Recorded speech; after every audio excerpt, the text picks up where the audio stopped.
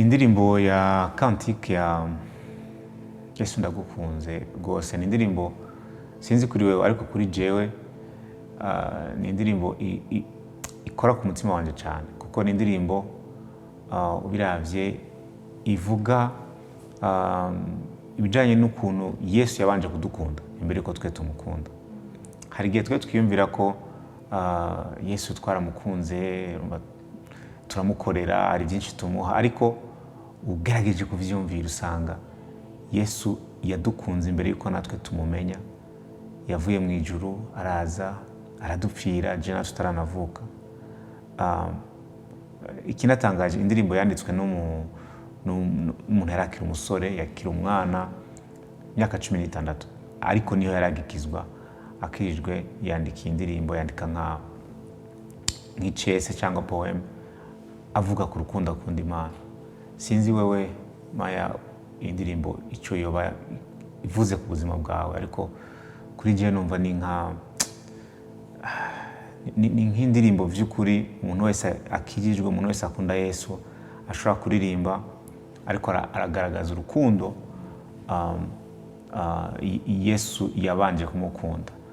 Nibyo turamukunda ariko tumukunda kuko we yabanje kudukunda yaduhisemo aradupfira ku musaraba. Yeah.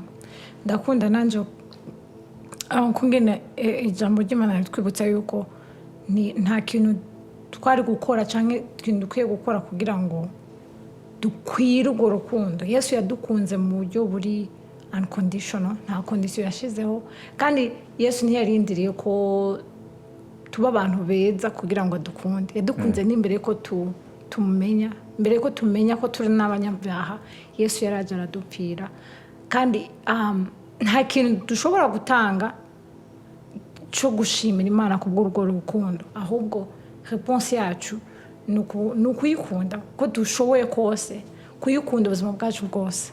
Yeah. So urukundo rw'Imana ni ikintu kiri profond cyane, ikintu kirengeye ubwenge nk'uko abantu botwara umwanya munini bakandika bakagira gute ntiboronka n'ukuntu wo kwandika urukundo rw'Imana kuko kandi hari n'ukuntu ubona avuga ku caha akavuga ngo ndahevye ibihimbaro by'ibyaha byanje no kuvuga kubera urukundo afitiye Imana, kubera urukundo afitiye Yesu, kubera abonye kumbura ukuntu Yesu yitanze ku musaraba ahitamo guheba ibintu bimunezereza, ahitamo guheba ibintu binezereza umubiri ugati ndaguhisemo Yesu kugira ngo urukundo rwawe wankunze rutaba impfa gusa ndahevye byose. Ni indirimbo vy'ukuri nawe ushobora kuririmba uri kuratwumviriza ikagushika ku mutima.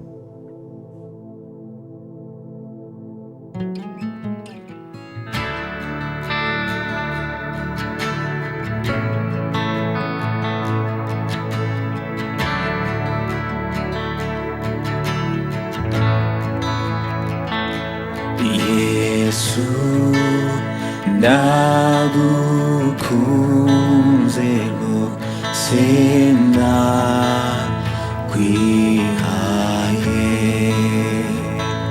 ndahevye ibihimbaro by'ibyaha byanje niwe mukiza wanje mwiza muyoboke naho nari nigeze kugukunda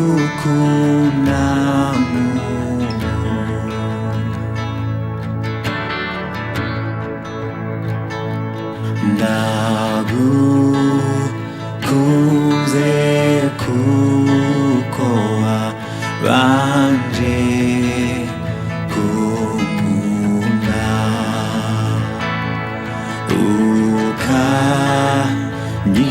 ukanyigura ku giti Golgotha